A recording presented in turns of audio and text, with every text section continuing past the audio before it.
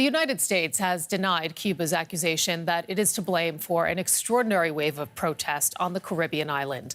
People across Cuba took to the streets on Sunday, venting their frustration over food and medicine shortages and record COVID-19 infections. President Miguel Diaz-Canel said that U.S. economic sanctions were stoking the unrest. These are the images Cuba's state TV broadcast of Sunday's mass protest. The country is going through its worst economic crisis in decades. Thousands took to the streets of Havana and elsewhere to protest food and medicine shortages. Cuba's President Miguel Diaz-Canel said it was the work of troublemakers.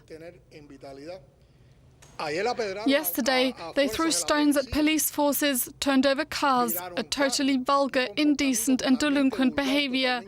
They've gotten the response they deserved. The protests and their scope are almost unprecedented in the history of the communist country. President Diaz-Canel blamed U.S. sanctions for the unrest. You have been carrying out policies that violate the human rights of an entire people for more than 60 years, and you intensify them in the midst of a pandemic. And now you want to present yourself as the big savior? Lift the blockade, lift the 243 measures, and we will see how we get along. U.S. Secretary of State Antony Blinken says the Cuban regime has no one to blame but itself. It would show that they simply are not hearing the voices and will of the Cuban people. People deeply, deeply, deeply tired of the repression that has gone on for far too long. And President Joe Biden expressed solidarity with the protesters. The United States stands firmly with the people of Cuba as they assert their universal rights, and we call on the government of Cuba to refrain from violence and their attempts to silence the voice of the people of Cuba. Quiet returned to the streets of Havana on Monday, but the calm was forced, not free. Security forces patrolled the capital in large numbers. Mobile internet outages were frequent throughout the day, and access to many social media sites was blocked. Well, does Cuba's president have any ground for accusing the U.S. of a hand in these protests? We asked William Leogrand, professor of government and expert in Latin American politics at American University in Washington, D.C. Well, I'm sure he points to the fact that the United States has been spending about $20 million a year in support of opposition elements inside Cuba.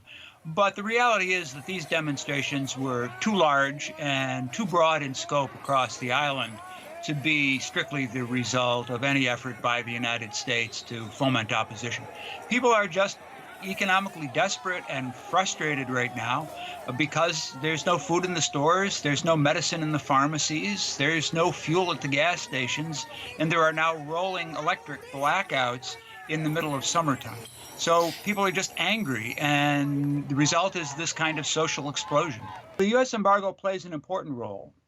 Donald Trump blocked remittances from Cuban Americans going to their families in Cuba, and that was about $3.5 billion a year in hard currency flow, in foreign exchange currency, that Cuba no longer has. And that affected the standard of living of about 60% of Cuban families, and it meant the government had a lot less foreign exchange currency to be able to import food and medicine. So I think we'll have to wait and see whether this is the first of a kind of a cycle of protests, as we've seen in a number of other countries, or whether this was just one single day's worth of social explosion. But either way, the underlying social tensions and grievances that people have are not going to go away. And so they'll manifest themselves in one way or another.